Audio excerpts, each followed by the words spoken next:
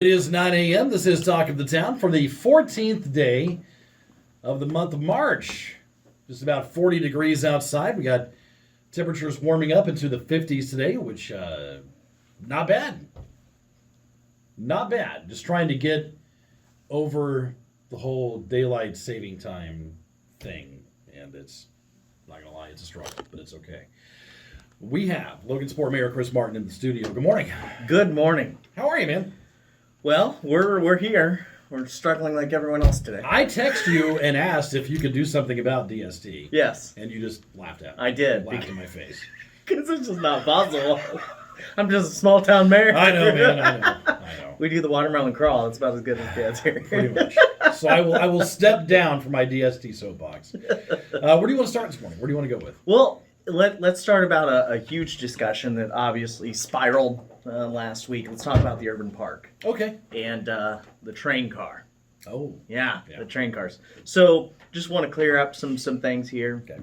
As far as this goes. So 2 train cars are going to be donated by Transco to the city of Logansport. Right. The plan is obviously to put those train cars in the new urban park, which is right by the depot. Right. Showcase our history as being a railroad community. Turning one of those into restrooms and one of those into a concession stand. So ultimately, the first price that came in was, as you can tell, $500,000. That's not the price we're going with. Those are simply estimates. Sure. You know, beautiful thing is that we're working with local companies here in Logansport to get these estimates, and so obviously in working with local people, we can kind of hope that they would put in a little more effort and some volunteerism. So we're working on things like that. You know, it's just an idea. It's not set in stone. It's not a done deal. It's simply an idea. So let me ask you this, and I'm just asking.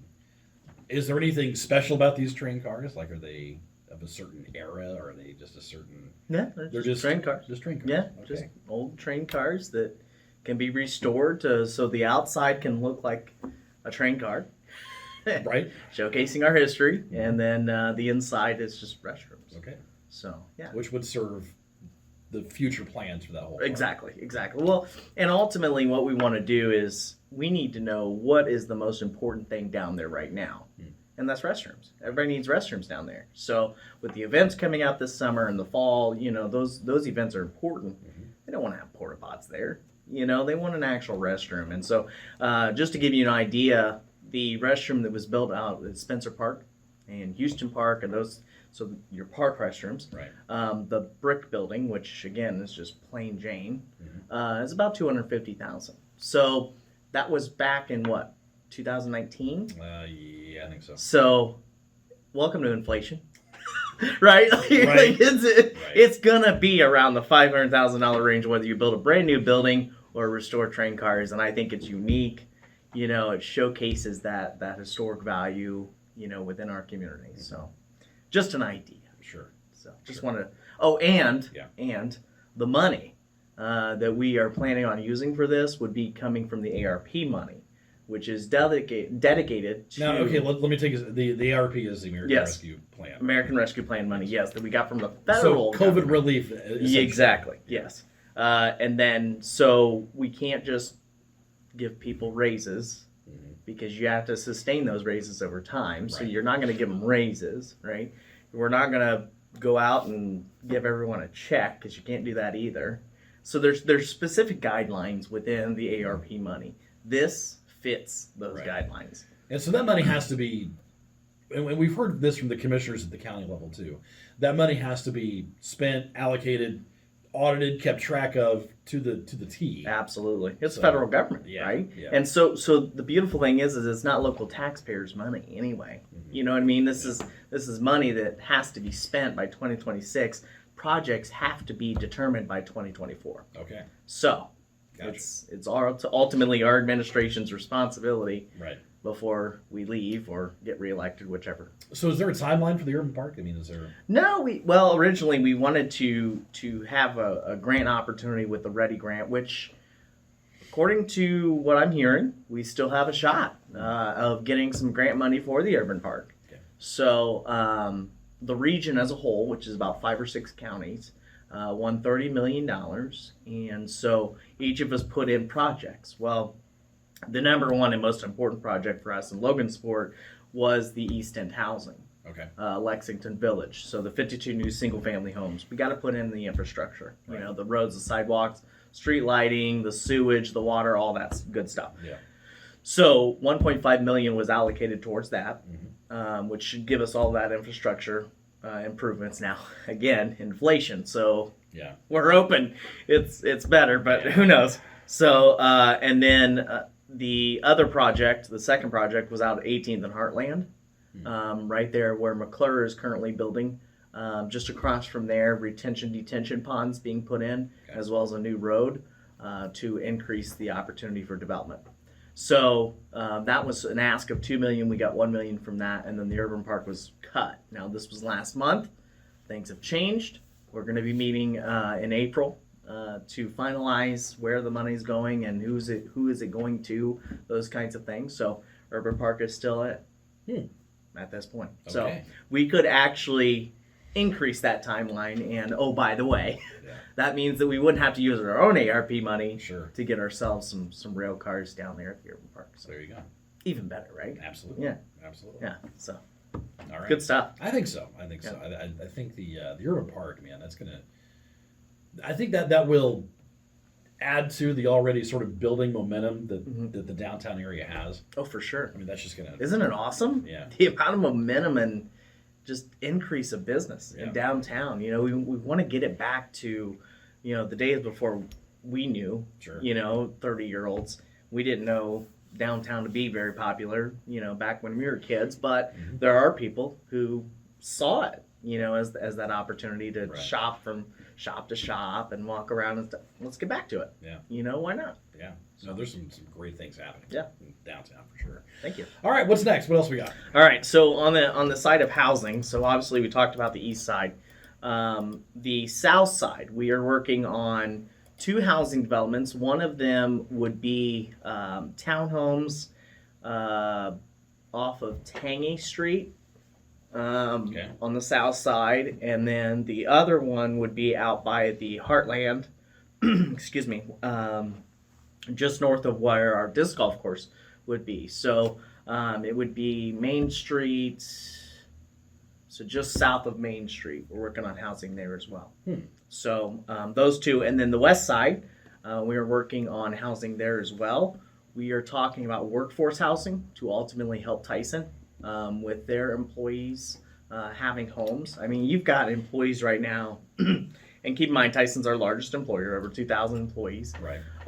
So ultimately, what these employees are doing is a lot of them live in Fort Wayne and Indianapolis, and they're driving every day. So that was my next question: is why is housing such a big need? Like, why do we need so much housing? Well, we have so many people that work here but don't live here.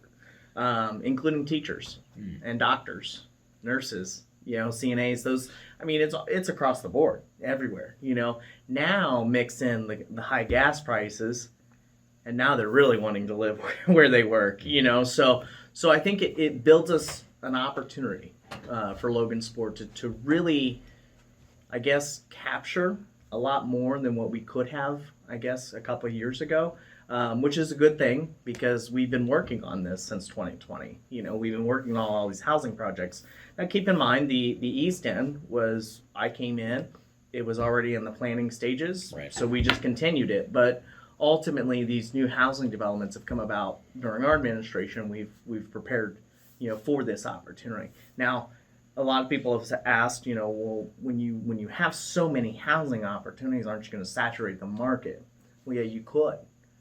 Which is why it's first come first serve, you know, type thing. So you know, we're not gonna say, well, you can't come in yet because we've got this guy building. We're not doing that. Right. If they want to make a smart business decision, they need to make it on their own, not with us. You know what I mean? It's nice. It's nice to be in America. So housing is a huge need for that reason, and we're getting there. I think we're getting there. For sure. And I guess the Lexington one is intriguing just because that's been the process for such a long time. We've heard about that one for a while now. A long time. And I know there's a lot of, and you mentioned some of the money that needs to be in place for infrastructure. And so once that gets there, it's probably going to be like gangbusters getting the stuff built, right? For sure. Yeah. Hopefully. I mean, we got a shortage of supplies and inflation. I know there's a lot of other factors.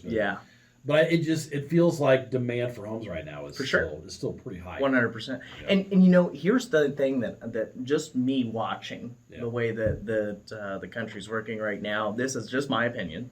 I see that a lot of people are moving from the bigger cities into smaller communities, and it partly because of crime.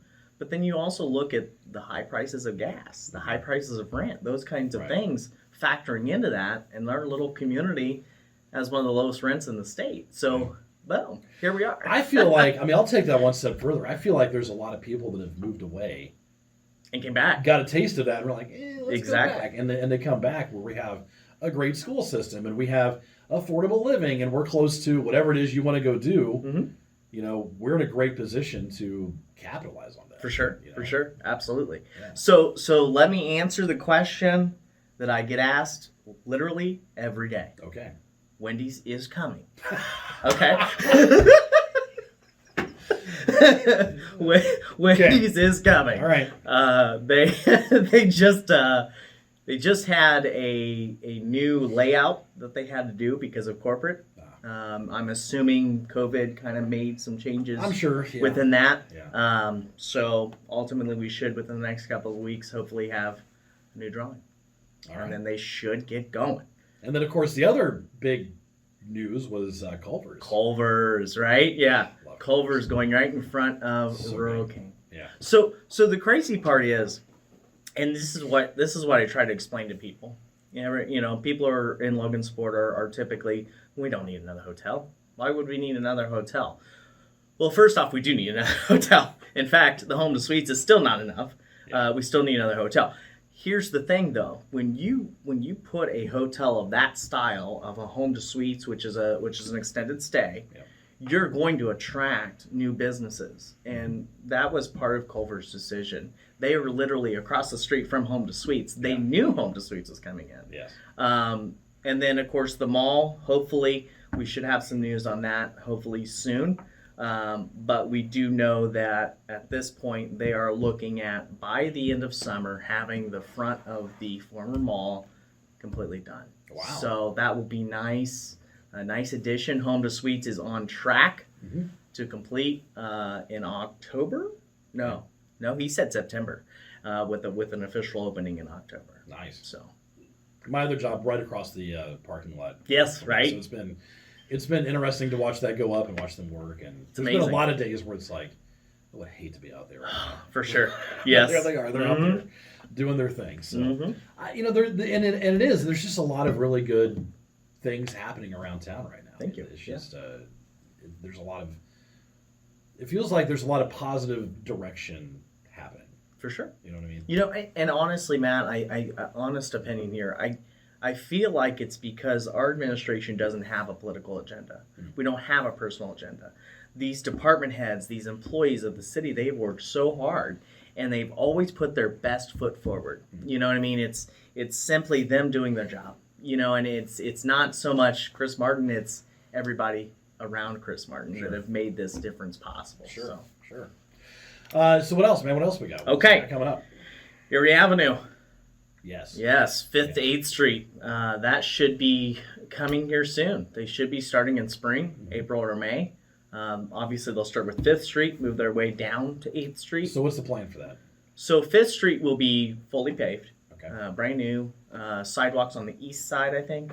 Yeah, the east side. Because the sidewalks in front of Emilio's are perfectly fine. Right. But the sidewalks across the street are not. So sidewalks with brand new pavement. Nice. Along 5th Street. We also want to do something in memory of Paul Ulerick on that road. So we're thinking about maybe naming it that little stretch after him. That'd possibly. be cool. Yeah, that'd be nice. Yeah. So we've thought about that. That may come. He was such a good dude. He really was. He really was. Such a good dude. Very involved as well. So yeah, great guy. And then so after they get done with 5th Street, they're going to start moving to Eerie Avenue from 5th to 8th. And so typically what I try to explain to people is look at downtown now on Market and Broadway. You've got the wider sidewalks, you know what I mean, with the street that's kind of road dieted because of the bike lanes. Mm-hmm. Now, we're not going to have bike lanes on Eerie Avenue, but it gives you an idea of what it can look like. So we're going to diet that road so much because it's the largest in Logansport, 52 or 57 feet wide. So we're widening the sidewalks so that it diets the road. The road's going to be a little smaller, brand new road. Then what that does is it's planning for the future so that in the future, we don't have to worry about it being $1 million or $2 million for 4 blocks of road. It's a basic mill and fill now. You know what I mean? It's not a very wide street anymore. And so we ultimately want that to continue to look like downtown because it is downtown, 5th to 8th Street. Yeah. So, and then, the rest of Eerie Avenue, we're still working on exactly what we're wanting to do. Sure. Moving forward. Sure. But, yeah. And then, of course, Chase Road will be done hopefully this year. Okay. Not sure because of the school. We don't know when the school's going to open. So obviously Tony Shanks, who is our street commissioner, he's like, well, I don't want to pave a brand new road and then have the trucks still going in and out. So so we'll be working with the schools and the county. Jeff Smith and Tony Shanks have been working close together because a stretch of that road goes into county. So it goes from city to county on Chase Road. So kind of had to work a little bit on each other's schedules and those kinds of things. So, so yeah, we'll hopefully get all of Chase Road paved. I'm telling you what, man, that school that's being built, that's going to be... Isn't that cool? Yeah, it really is. And I've had Michelle Starkey in here, and we've talked about it at length. And well, and Fairview's getting a makeover, too. Yeah, it is. So it's amazing. I know. Brand new playground out at Fairview that we're working on with Jan. And yeah, it's just crazy. Right. So I'm saying, and there's a lot of great movement happening right now. So exactly. It's a lot of fun to see. So. Yeah. Go ahead. Well, you talk about downtown. Mm-hmm. Are you ready? Okay. We got a new brewery coming, the Science Project. Yes, that's right. Yeah, that's right. The Science Project. Yeah. I'm excited. They've given us a little taste from pictures of the inside a little bit, and I love it, man. I'm really excited about that. Now, what's the story with that? Who's behind that? Who's bringing that in? I think it's Matt Llewellyn has partnered with someone else on that project, and ultimately we owned the lot behind them, and they owned the lot on 6th Street. We just did a swap. So ultimately, what we're going to do is we're going to take that lot that we swapped and make it a public parking spot with electric charging stations, and some of those spots will be dedicated to the Science Project, and the rest of it will just be public parking. And this is on, would you say 6th? 6th Street. Yeah. Yep, right across from the old style. 6th Street is kind of like... It's the happening, man. That's where it's happening. Yeah, no, yeah, exactly. 6th Street is like... It is. That's where stuff goes on. Man. Exactly. Well, and the electric scooters that we're getting ready to get in the spring, and a couple months, I think, we'll have the bird scooters. They'll be active in the city of Logansport and downtown. So let's talk about that for a minute, all right? Because there's probably some, and if I had to guess, there's probably some misconceptions, probably some things being thrown around about that whole project. So let's talk about that. Always. So bird scooters are all electric scooters. This is not the responsibility of the city of Logansport or any of our employees to manage. It is simply managed by them. The only thing they needed was permission from myself and council to be here. That's it. They manage it. They do everything. We're not liable for anything. You know what I mean? The insurance doesn't increase, nothing like that. Right. It costs the city nothing to do it. In fact, we're actually working on it actually making us some money. Now, not a large amount, but making us some money. So ultimately, these bird scooters are going to come into Logansport. They're going to be in downtown, not on the trails. And so what we'll do is we'll have them being able to go on the bike lanes. All right. Okay. And then, of course, within the roads. They cannot be on the sidewalks. So ultimately, it's going to make it a more happening downtown, if you will, because now you're going to attract more younger people. Like, whoa, okay, we're getting into the new age. Yeah, so so they can go from bonus pints to the old style, or the old style La Fiesta to Black Dog Coffee, and then to the Science Project, So all on a scooter. La Fiesta's getting a facelift right now. Oh yeah, that's great. I'm telling you, it's amazing. Yeah, it really is. Yeah. Well, you talk about facelifts. And there's a lot of downtown businesses getting Yes, facelifts the too, MSRP so, project. We have until the end of June now Okay, to get that done, and we are currently on schedule. good deal. So yeah, Good deal. 7 new facelifts Yeah. downtown. Yeah. Yeah, and the state approved the changes to Pear Tree Gallery, so it'll be nice. I'm excited. Yeah. I think all the business owners are excited too. I'm sure, man. That's gonna really change the whole landscape and aesthetic of downtown. Oh, for It's gonna be sure. Awesome. Yeah, it's taking everything back to the original, the original state that it was in. Sure. So, All right, what else you got? okay. Last thing I wanted to talk about was the memorial home. Huge discussion on that. Yes. Obviously, the city obviously took it from the county. We have ownership, or are getting ready to have ownership of it. Yeah. We will be talking with council next month about potential opportunities, whether it be housing for them. Right. We've talked about veteran housing, someone possibly buying it, turning it into veteran housing, and some other options. So we just want people to be aware that we are still on it. It's a huge project that needs For a sure. lot of attention. Oh yeah, And that will come. a lot of attention. So that Yes. will come down. Is what you're Yes, saying, yeah. exactly. It just takes time. Yes, indeed. Unfortunately, I think a lot of people think things happen overnight, and they do not. Shocker. Come on. Shocker. Make it happen, man. Make it happen. That's right. Yeah, so lots going on, and we are actually going to team up with Iron Horse Broadcasting every month, starting, is it this month or April? March or April? April. So starting in April, we are going to team up with Iron Horse Broadcasting and you Okay. on giving our addresses, our state of the city addresses, our monthly addresses with you. Okay, cool. So Nice. yeah. So we just have a conversation about Logansport and what's been going on in the last month, and then I love it. you're famous. You know what? Your face is everywhere. Whatever, it's fine.